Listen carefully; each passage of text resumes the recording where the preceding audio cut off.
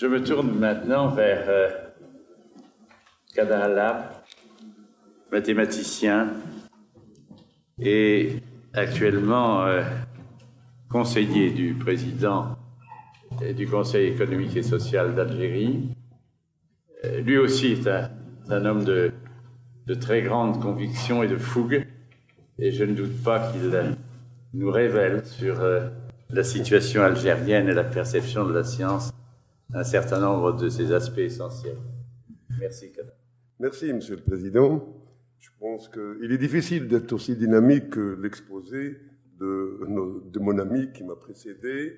Peut-être il y a aussi notre caractère algérien qui se veut plus pragmatique, et donc c'est difficile de s'étendre aussi. La mathématique aussi, elle ne se prête pas beaucoup. Pour nous, la mathématique, part d'un principe que la science, c'est du calcul, on calcule, c'est devenu une technoscience. Ça, c'est ce que j'ai appris un peu ici d'ailleurs. Bon, donc finalement, c'est un pragmatisme parce que sinon, on va m'accuser chez moi de verser dans l'autoflagellation. Donc quand même, là, je ne peux pas agir ainsi. Il y a quand même des aspects qui sont développés un peu partout. Il y a des évolutions, ça se passe avec des paliers.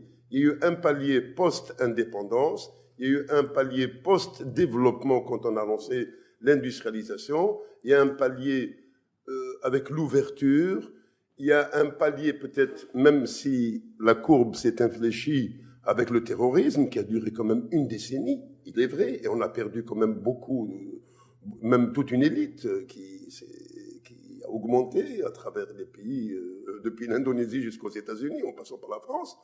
Bon, donc là, quand même, disons que l'Algérie, il vaut mieux qu'on approche les choses de façon constructive et pragmatique. C'est ce qui caractérise mon pays.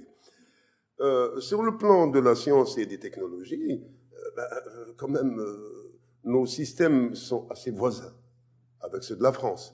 Nous avons un peu le bicéphalisme, c'est-à-dire on a l'université d'un côté et les écoles de l'autre, et c'est les écoles finalement qu'on a laissé croître un petit peu pour essayer tardivement, à peine depuis quelques années, 2 ans, 3 ans, on a lancé ce qu'on appelle des grandes écoles, parce qu'on est parti d'un principe qu'on ne crée pas des grandes écoles avec un décret. Il faut d'abord laisser un corps se constituer, il faut essayer de...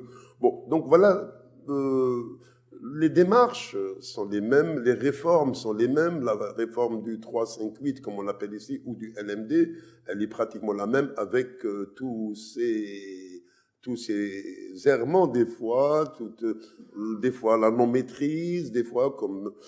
Il est vrai qu'il est difficile, parce que je préside le comité du LMD au ministère de l'Enseignement supérieur actuellement. Il est vrai qu'un dispositif de 4500 licences et masters, c'est difficile d'avoir une lisibilité d'un tel système. Et je suppose qu'avec la diversité qu'il y a en France, ça va être un peu pareil. Donc, par exemple, ça, c'est des points de convergence sur lesquels on peut faire des collaborations utiles, puisque j'ai appris via l'Académie des sciences qu'un débat et une étude a été ouverte il y a quelques années ici sur ce problème-là avec le concours de l'Université Paris 6 et autres. Donc là, je pense qu'il y a des points de convergence. Les points de convergence ont existé aussi en mathématiques avec mon ami François Gros, ici présent, j'ai participé au début au conseil scientifique de ce projet qui se voulait déjà, qui était à vocation euro-méditerranéenne, c'était France et le Maghreb. C'était essayer les convergences. Le mot convergence était déjà dit, c'est les convergences mathématiques franco-maghrébines. Ça partait d'un principe, d'un constat que le Maghreb a été quand même souvent un grand fournisseur de mathématiciens, peut-être dont une bonne partie ont alimenté l'Occident, et donc finalement, il y avait peut-être des convergences à exploiter dans ce domaine-là.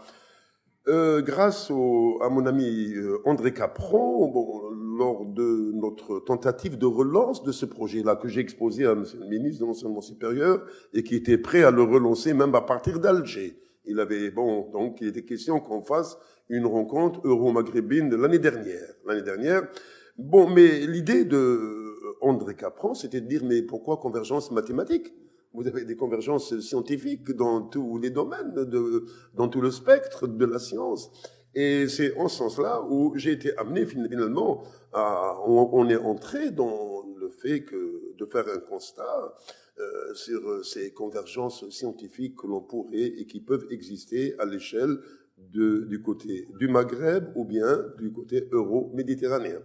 Alors là, méditerranéen, il y a premièrement le premier constat que j'ai eu à faire, c'est le problème, c'était l'absence d'une académie en Algérie. Une académie des sciences, une académie des sciences et des technologies, mais en tout cas, il n'existait pas, et c'était, mettons, paradoxal, dans la mesure où quand même il est reconnu à l'Algérie l'une des élites scientifiques les plus consistantes au niveau de l'Afrique et du Maghreb ou même du monde arabe. C'est confirmé d'ailleurs dans le dernier classement de Thomson Reuters qui donne l'Algérie, qui classe l'Algérie selon l'indicateur publication comme étant parmi les 5 premiers pays. En Afrique, il divise tout le spectre en 20e spécialités et l'Algérie apparaît dans ce recueil, dans ce ranking, comme étant parmi les 5 premiers pays, même si, bon, je pense quand même, ça c'est l'un des points, c'est dire quand même, c'est un paradoxe, comment ça se fait qu'un tel pays ne dispose pas, et finalement, l'Académie, au fil des débats, c'est dire finalement, et c'est là où on a été amené au GIDE. Le GIDE, on y a été amené en disant, mais au fond, ça va donner toute cette ouverture vers la sphère académique régionale, vers la sphère académique méditerranéenne.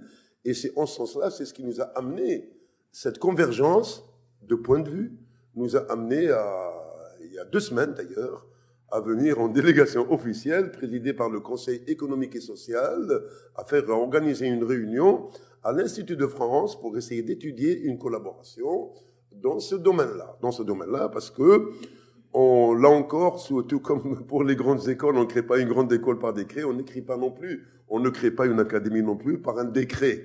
Donc il fallait quand même voir un peu les expériences, et l'expérience finalement, elle s'y prêtait, puisque beaucoup d'académies des jeunes pays qui ont été créées, la plupart de ce que j'ai appris les 25 dernières années, ont été faites avec le concours des pays scientifiquement avancés. C'est surtout ça. Donc finalement, c'était essayer de voir comment on pouvait organiser cette collaboration et le GIDE était là, c'est le cadrage naturel pour cette ouverture vers la sphère académique régionale. C'est l'un des moyens qui va permettre en quelque sorte à la communauté scientifique nationale, c'est-à-dire algérienne, de jouer le rôle scientifique important qui lui revient, puisqu'elle est classée parmi les 5 premiers pays en termes de publication, quand même pour jouer le rôle qui lui revient dans notre environnement méditerranéen. Alors donc là, le CNES, pourquoi le CNES? Parce qu'après tout, j'avais lancé aussi une autre collaboration dans le domaine des mathématiques, mais c'était directement envers le ministère technique qui est concerné, qui était le ministère de l'enseignement supérieur et de la recherche scientifique, parce que c'était des mathématiques, donc c'était très précis. Le CNES, le Conseil national économique et social, c'est en tant qu'instance transversale, c'est-à-dire elle n'est pas verticale, elle est sous l'égide de la présidence de la République, donc ça facilite beaucoup de choses en termes de moyens, etc. Il est par définition, il constitue par définition une structure indépendante et autonome. Donc je crois que c'est ce qui est apparu peut-être dans la phase actuelle comme étant l'instance la mieux appropriée pour héberger la réflexion ou l'atelier ou même pour guider et coordonner la constitution de ce premier socle que nous allons faire, j'espère prochainement, qui serait constitutif d'une académie des sciences et des technologies. Je ne sais pas comment elle sera sa configuration, je ne peux pas présager. Je sais que les littéraires en cherchent à éviter parce qu'on a peur des perturbations. Bon, mais maintenant on jouera sur le fait qu'on a peur des perturbations et des influences idéologiques aussi.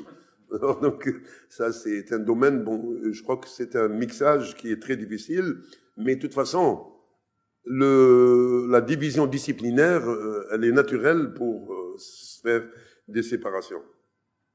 Donc voilà, en quelque sorte, cette coopération qui est amorcée, elle dicte, j'ai suivi un peu toutes les activités qui sont faites, mais il me semble, on se pose des questions, mais quelles sont les rencontres que l'on pourrait faire? Et il me semble que toute rencontre de formation d'excellence dans tel domaine ou dans tel autre, que ce soit le problème de l'eau, ou demain le problème des technologies ou autre, mais je crois que personne ne peut rejeter, ne peut refuser cette contribution encadrée à un si haut niveau, qui est le niveau de l'excellence régionale. Moi, je crois que là, à mon avis, soyons concrets et pragmatiques. L'Algérie, je sais qu'elle se fera un plaisir de financer. Déjà, pour cette fois-ci, là, comme je l'ai dit à M. le Président du GID, le CNES a proposé tout de suite que l'on organise la réunion à Alger, la prochaine. Si vous voulez, en juillet ou autre. Bon, on considère que c'est relativement tôt, peut-être, qu'il faudrait essayer de cogiter ça, peut-être pour 2013. On essaiera de voir, bon, d'ici là, si on, bon, peut-être pour nous, ça nous paraît un petit peu loin, peut-être. Il y a le rythme de faire une manifestation par an, une rencontre par an. Il y a aussi ça. Je ne sais pas. Je laisse le sujet à l'ouverture. Voilà donc, en quelque sorte, je crois que la plupart des instances algériennes seraient ouvertes à toute diffusion du savoir sous forme d'enseignement qui relève de l'excellence, c'est-à-dire que dans quel que soit le domaine. Et ça, ce n'est l'objet d'aucune discussion. Je doute que ce soit discuté au Maroc ou en Tunisie, voilà. Moi, je sais et je pense que chacun des pays peut quand même offrir un financement pour une prise en charge de manifestations de cet ordre-là qui peuvent se dérouler une fois par an. C'est quand même pas excessif. Voilà donc, tel est le souhait de ce que nous, Algériens, en souhaiteraient pour participer à cette ouverture dans la sphère académique régionale, méditerranéenne, matérialisée par le GID et par le réseau EMAN, de toutes les associations des académies de la Méditerranée. Merci, monsieur.